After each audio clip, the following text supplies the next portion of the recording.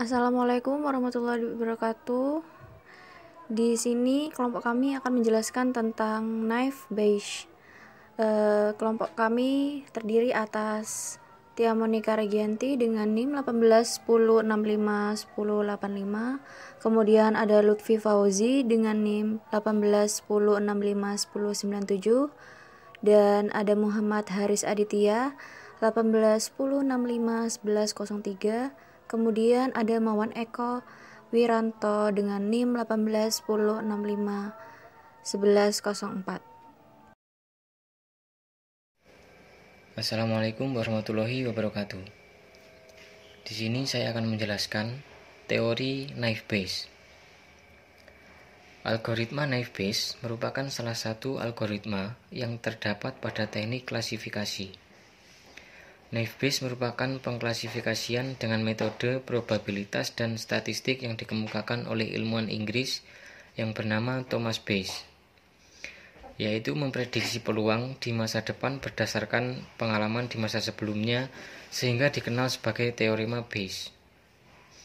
Teorema tersebut dikombinasikan dengan knife di mana diasumsikan kondisi antara atribut saling bebas. Klasifikasi knife bash diasumsikan bahwa ada atau tidak ciri tertentu dari sebuah kelas tidak ada hubungannya dengan ciri dari kelas lainnya. Selanjutnya, menurut Olson Dallon tahun 2008, menjelaskan knife bash untuk setiap kelas keputusan, menghitung probabilitas dengan syarat bahwa kelas keputusan adalah benar. Mengingat vektor informasi objek, algoritma ini mengasumsikan bahwa atribut objek adalah independen. Probabilitas yang terlibat dalam memproduksi perkiraan akhir dihitung sebagai jumlah frekuensi dari tabel keputusan. Knife bash classifier bekerja sangat baik dibanding dengan model classifier lainnya. Hal ini dibuktikan oleh Semali Hinstone dalam jurnalnya Knife bash vs Decision Trees vs Neural Network in the Classification of Training Web Pages, mengatakan bahwa knife bash classifier memiliki tingkat akurasi yang lebih baik dibandingkan model classifier lainnya. Selanjutnya yaitu kegunaan knife bash. Yang pertama, mengklasifikasikan dokumen teks seperti teks berita ataupun teks akademis. Yang kedua, sebagai metode machine learning yang menggunakan probabilitas. Yang ketiga, untuk membuat diagnosis medis secara otomatis. Yang terakhir, mendeteksi atau menyaring spam. Kelebihan Navi Bayes. Yang pertama, bisa dipakai untuk kuantitatif maupun kualitatif. Yang kedua, tidak memerlukan jumlah data yang banyak. Kemudian, tidak perlu melakukan data training yang banyak. Jika ada nilai yang hilang, maka bisa diabaikan dalam perhitungan. Kemudian, perhitungannya cepat dan efisien, mudah dipahami, mudah dibuat. Dan pengklasifikasian dokumen bisa dipersonalisasi, disesuaikan dengan kebutuhan setiap orang. Jika digunakan dalam bahasa pemrograman, kodenya sederhana. Kemudian bisa digunakan untuk klasifikasi masalah biner ataupun multiclass. Kekurangan Navi Bayes. Pertama, apabila probabilitas kondisionalnya bernilai 0, maka probabilitas prediksinya juga akan bernilai 0. Asumsi bahwa masing-masing variabel independen membuat berkurangnya akurasi karena biasanya ada kolerasi antara variabel yang satu dengan variabel yang lain. Kemudian keakuratannya tidak bisa diukur menggunakan satu probabilitas saja. Butuh bukti-bukti lain untuk membuktikannya. Untuk membuat keputusan diperlukan pengetahuan awal atau pengetahuan mengenai masa sebelumnya. Keberhasilannya sangat bergantung pada pengetahuan awal tersebut. Banyak celah yang bisa mengurangi efektivitasnya. Dirancang untuk mendeteksi kata-kata saja, tidak bisa berupa gambar. Contoh kasus Navi Bayes. Pada pembahasan kali ini, saya akan memberikan contoh perhitungan metode Navi Bayes untuk sistem pakar penentuan kerusakan pada laptop. Pada tahap awal, kita harus mempunyai data kerusakan dan gejala laptop terlebih dahulu. Kerusakan laptop yang dibahas di sini adalah tentang kerusakan di bagian hardware di dalam laptop. Berikut adalah datanya. Data kerusakan laptop. K1 sama dengan IC changer rusak, K2 sama dengan IC power rusak, K3 sama dengan resistor rusak, K4 sama dengan kapasitor rusak, K5 sama dengan MOSFET rusak, K6 sama dengan embed controller rusak. Data gejala yang timbul, G1 sama dengan indikator pengisian baterainya nyala tapi laptop tidak bisa dinyalakan. G2 sama dengan indikator pengisian baterainya mati, laptop tidak bisa dinyalakan. G3 sama dengan indikator pengisian baterai nyala, bisa dinyalakan tapi tidak tampil pada layar. G4, input seperti USB tidak berfungsi. Keterangan, K sama dengan kerusakan, G sama dengan gejala. Saya Mawan Eko Ranto, selanjutnya akan menjelaskan tentang contoh kasus Nevbase. Selanjutnya, dari data gejala dan kerusakan di atas, kita menentukan tabel keputusan antara kerusakan dan gejala yang timbul. Tabel keputusan berfungsi untuk menentukan laptop tersebut mengalami kerusakan apa. Berdasarkan gejala yang timbul, berikut adalah tabel keputusan yang sudah ditentukan. Keterangan 1 sama dengan gejala muncul, 0 sama dengan tidak ada gejala yang muncul. Kasus gejala yang tampak pada laptop ada 2 gejala, yaitu G1 indikator pengisian baterai nyala tapi laptop tidak bisa dinyalakan, dan G3 indikator pengisian baterai nyala, bisa dinyalakan tapi tidak tampil pada layar. Selanjutnya, penyelesaian. Langkah 1, menentukan penyakit yang muncul berdasarkan tabel keputusan. Berdasarkan gejala yang muncul G1 dan G3, maka bisa dilihat dari tabel keputusan indikasi kerusakan yang akan diprediksi, yaitu K1 dan K3. Karena pada K1 terdapat G1 dan G3 yang bernilai 1 dan pada K3 terdapat G3 yang bernilai 1. Maka untuk tahap selanjutnya yang dihitung menggunakan algoritma Nevbase adalah menghitung nilai probabilitas gejala dari K1 dan K3. Langkah 2, menghitung nilai probabilitas kerusakan dan gejala. Pada langkah 1, sudah didapatkan indikasi penyakit yang diprediksi berdasarkan gejala yang timbul, sesuai tabel keputusan. Langkah selanjutnya yaitu menghitung nilai probabilitas dari masing-masing kerusakan dan gejala yang timbul. Perhitungan probabilitas K1 atau IC charger rusak. Rumus menghitung probabilitas nilai K1. Rumus probabilitas K1 sama dengan jumlah kemungkinan kerusakan yang muncul dibagi jumlah semua kerusakan. Hasil sama dengan 1/6 sama dengan 0,16. Keterangan angka 1 didapatkan dari prediksi minimal kerusakan yang muncul. Angka 6 didapatkan dari jumlah semua kerusakan yang ada pada tabel keputusan.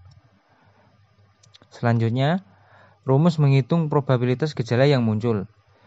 G1, indikator pengisian baterai nyala tapi laptop tidak bisa dinyalakan. G1 sama dengan jumlah kemungkinan dibagi jumlah kemungkinan kerusakan akibat gejala. Hasilnya 1/2 sama dengan 0,5.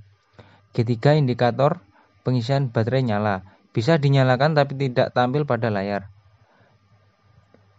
Keterangan G3 sama dengan jumlah kemungkinan dibagi jumlah kemungkinan kerusakan pada akibat gejala, sama dengan 0/2 sama dengan 0. Jumlah kemungkinan sama dengan jumlah gejala G1 atau G3 yang muncul pada K1 di tabel keputusan jumlah kemungkinan kerusakan akibat gejala. Kerusakan yang muncul yang diakibatkan gejala dalam perhitungan. Kali ini didapatkan 2 kerusakan yang muncul, yaitu K1 dan K3. Perhitungan probabilitas K3, resistor rusak. Rumus menghitung probabilitas nilai K3.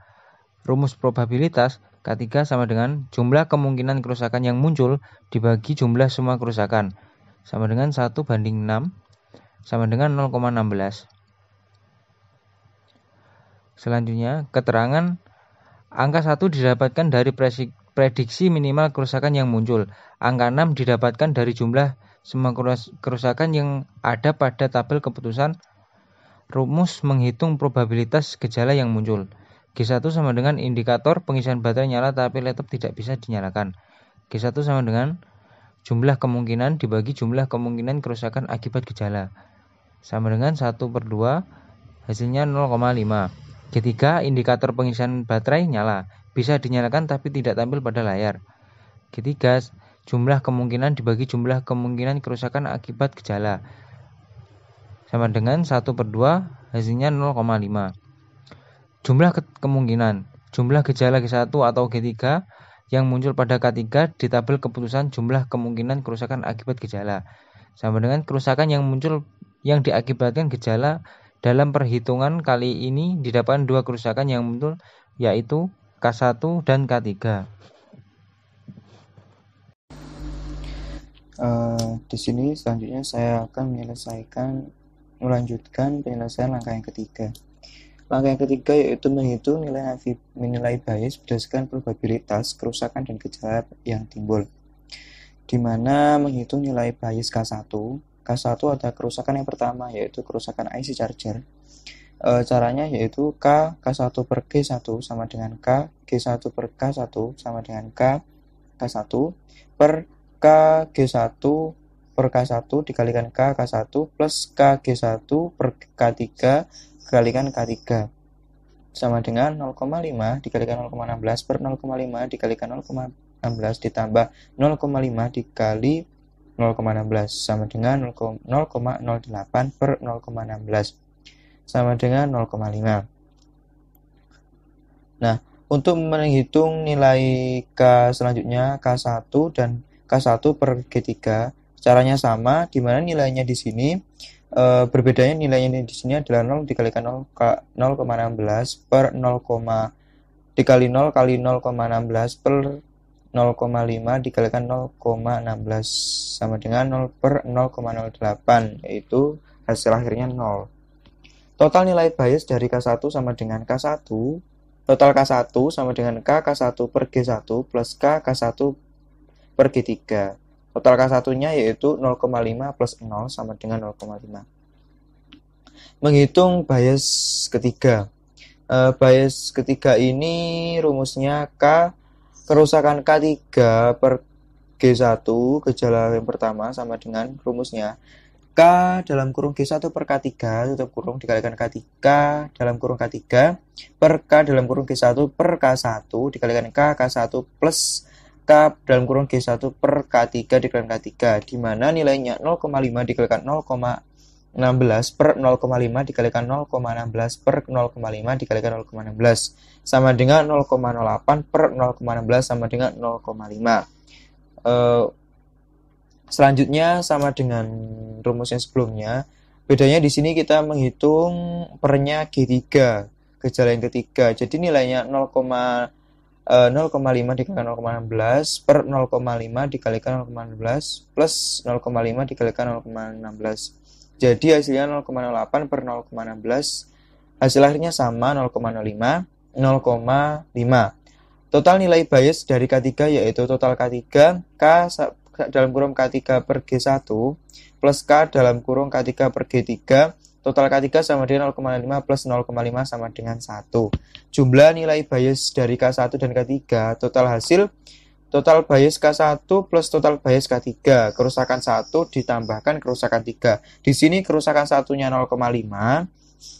Terus kerusakan 3-nya itu adalah 1. Jadi 1,5 atau 1,5. Penyelesaian yang terakhir, langkah keempat, menghitung persentase nilai prediksi kerusakan, di mana dari perhitungan hasil total didapatkan nilai 1,5, nilai dari penjumlahan K1 kerusakan pertama dan kerusakan ketiga tadi. Angka tersebut nantinya digunakan sebagai pembagian masing-masing nilai bias dari K1 dan K3 untuk diketahui presentasinya. Berikut ini adalah hasil yang didapatkan dari perhitungan tersebut. Kerusakan pada IC charger K1 atau total bias K1 per total hasil dikalikan 100%. Jadi hasilnya 0,5 per 1,5 dikalikan 100%, yaitu hasilnya 33,3%. Untuk kerusakan pada resistor atau kerusakan ketiga, total bias K3 tadi per total hasil keseluruhan. Jadi dikalikan 100%, di mana 1 per 1,5 hasil dari kerusakan 3 tadi dikalikan 100%, hasilnya 66,6%. Dari hasil di atas maka didapatkan nilai persentase tinggi adalah hasil kerusakan yang didapatkan. Dengan demikian, jika ada laptop mengalami kerusakan G1 atau indikator pengisian baterainya nyala, tetapi laptop tidak bisa dinyalakan, dan G3 atau indikator pengisian baterai nyala bisa dinyalakan tetapi tidak tampil di layar, maka laptop tersebut mengalami kerusakan K3, yaitu kerusakan pada resistor. Nah, Sekian presentasi dari kami. Assalamualaikum warahmatullahi wabarakatuh.